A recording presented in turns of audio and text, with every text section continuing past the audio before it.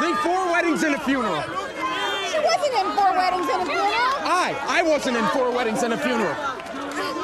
Just protect your fake baby.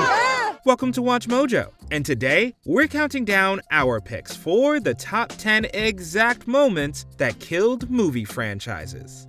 You're the greatest. See you, sport. See you. For this list, we'll be looking at the scenes that single-handedly ruined an entire film series. At what point did you totally clock out of these franchises? Let us know in the comments. Number 10. Velociraptor in First Class, Jurassic Park 3.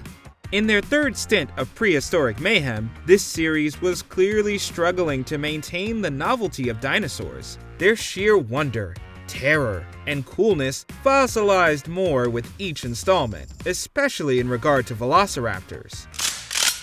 It's just the 2 raptors, right?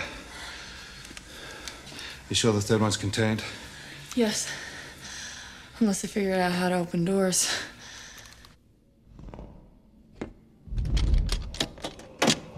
They're the center of some of the series' most iconic moments, but also the most infamous. In a dream sequence, Dr. Allen imagines one of the dinos calling him by name.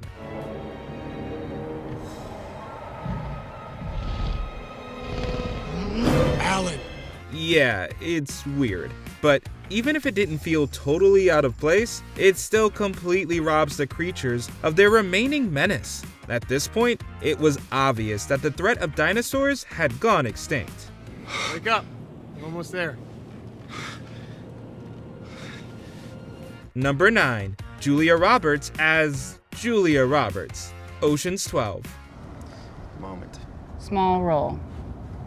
Who am I supposed to be?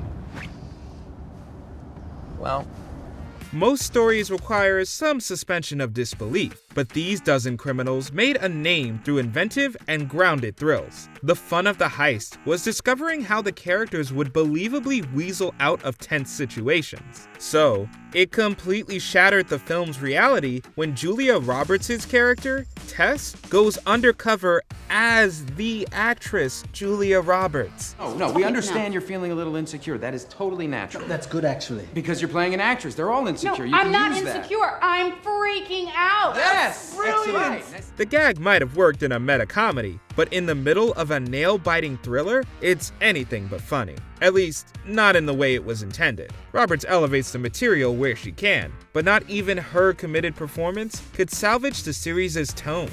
No, it's Julia. She's Who's this? It's Julia. I'm with Bruce Willis. You're with Bruce and right we're now. looking for- Number 8. The Architect's Flawed Design, The Matrix Reloaded. Hello, Neo. Who are you? I am the architect. I created the Matrix. I've been waiting for you. This twist is a blatant misunderstanding of the original Matrix's success. That film worked in part because it didn't try to answer its own questions. It trusted the audience to form their own interpretation, which is why the architect's appearance in the second movie feels like a betrayal. At a basic level, his last-minute debut reeks of bad story structure, but it especially stings since he brings a ton of confusing exposition with him. You haven't answered my question. Quite right. In trying to answer things that weren't meant to be, the slick pace of the franchise was bogged down with needless lore and muddied moral discussions. The series should have taken a cue from Neo and slowed way down. If I were you, I would hope that we don't meet again. We won't. Number 7. Paulie's Robot, Rocky 4. What the hell is this? Your present. Yo, I wanted a sports car for my birthday. I'm no walking trash can. The Balboa boxer's time in the ring drew critical acclaim, an iconic legacy, and heaps at the box office. But despite all that, the fourth film managed to get KO'd in record fashion, at least in regard to Paulie. He spends most of the runtime saddled in a chair next to his robot companion. If that weren't bad enough, there's some bizarre romantic subtext that's better left powered off. What the hell is that? That's my girl. The previous movies could have their cheesy moments, but this marked shift in tone was downright laughable, and not in a good way. The scenes were even removed from the director's cut, which should tell you everything you need to know. Come on, make a wish like he says. I wish I wasn't in this nightmare. A very classy wish, very nice. What do you think? Number 6. Harry Hart who? Kingsman: The Golden Circle. Eggy, whoever the Harry was that you knew, he's gone, I'm afraid. Goodbye. Colin Firth's turn as the self-serious spy, Galahad, delivered some of the coolest moments in spy movies, period. Though he met an unceremonious end in the first film, we could forgive the script gymnastics needed to bring him back if it meant we got more Harry Hart. Except, we didn't get that. I'm a lepidopterist. You're a what? I study butterflies. Well, you wanted to be before you joined the army, but... He spends the first half of the sequel with amnesia, which turns him into a waste of screen time with none of the edge, wit, or cool action sequences that made him popular in the first place. Even once he's regained his memories, he's still a disappointing, lamer husk of his former self, which, honestly, is a good way to describe the sequel overall. Just know that having something to lose is what makes life worth living. Number 5. Jack steers the franchise. Pirates of the Caribbean on Stranger Tides. Apparently, Disney's never heard of the saying, too much of a good thing.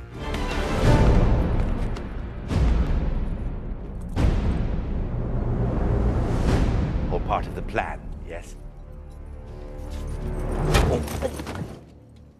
No. A little bit of Jack Sparrow went a long way in the original Pirates trilogy, especially since he was one ingredient of a much larger recipe. But without the likes of Will or Elizabeth to ground his eccentricity, this standalone sequel sailed into the choppy waters of self-parody. I am with child. Yours. I don't recall that we ever had... You were drunk. I've actually never been that drunk. Within the opening minutes, it's painfully obvious that Jack's shtick was not enough to keep the franchise afloat on its own. To be fair, a captain is supposed to go down with their ship, but usually, they aren't the ones sinking it in the first place.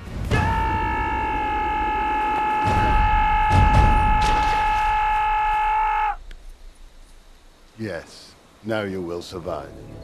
Number 4. Grindelwald and Where Not to Use Him, Fantastic Beasts and Where to Find Them. This second trek through the Wizarding World started out with a lumos of promise. The thought of Newt Scamander exploring the world's unique critters seemed primed for success, especially against an unforgettably menacing Colin Farrell as Percival Graves. You fool nobody, Mr. Scamander. You brought this obscurus into the city of New York in the hope of causing mass disruption, breaking the statute of secrecy, and revealing the magical world. The catch? He was actually the legendary fugitive Grindelwald in disguise. This third act twist meant the story wasn't about exploration, the greater world, or even Newt at all anymore. Do you think you can hold me? We'll do our best, Mr. Grindelwald. The threat of Grindelwald bought up every bit of storytelling real estate and set up a painfully generic good versus evil plot. To boot, the two sequels that focus on him both made less at the box office than their predecessor. These kinds of numbers speak for themselves. Will we die just a little? Number 3. Sayonara, Newton Hicks, Alien 3. Where are the others? They didn't make it. What? They didn't survive. It's a good thing no one can hear our screams in space, since that's all this movie makes us want to do. Admittedly, not many sequels outdo the original, but this one actively erases the goodwill of what came before. Alien spent a good chunk of its story developing a genuine camaraderie between Ellen, Newt, and Hicks. So, when the third film opens by unceremoniously offing 2/3 of that dynamic, it felt like the series was jettisoning its past. And the girl. She drowned in her cryotube. I don't think she was conscious. Worse, it left the impression that the franchise was prioritizing shock value over character development. That kind of shift never ends well.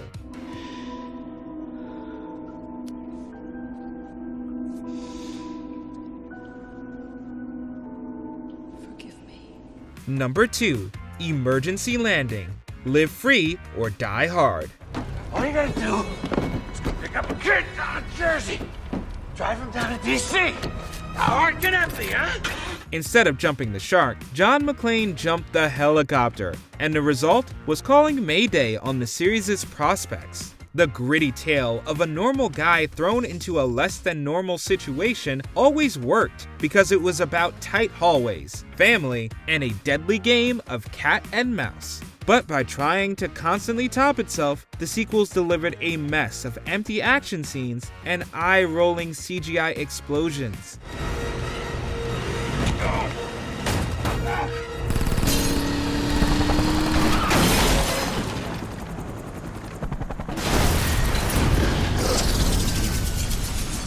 But nothing may ever get quite as silly as a car smashing into a helicopter. Hey, at least it went out with a literal bang. Ironically, this film totally lived up to its title, just not the live free part.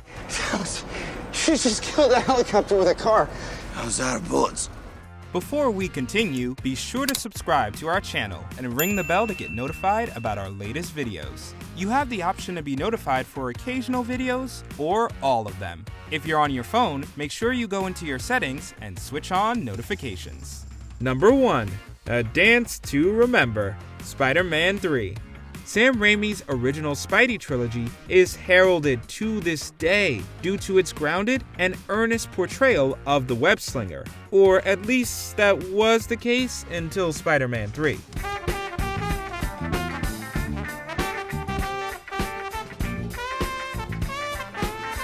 This series killer delivered a dance montage so cringy that it's nearly painful to watch. It hurts all the more since this was their attempt at the iconic Venom storyline. No wonder we never got Raimi's Spider-Man 4.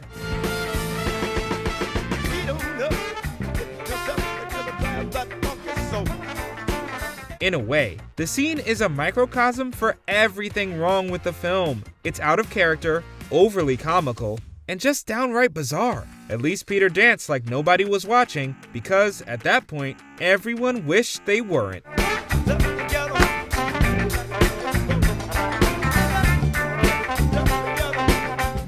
Did you enjoy this video? Check out these other clips from WatchMojo, and be sure to subscribe and ring the bell to be notified about our latest videos.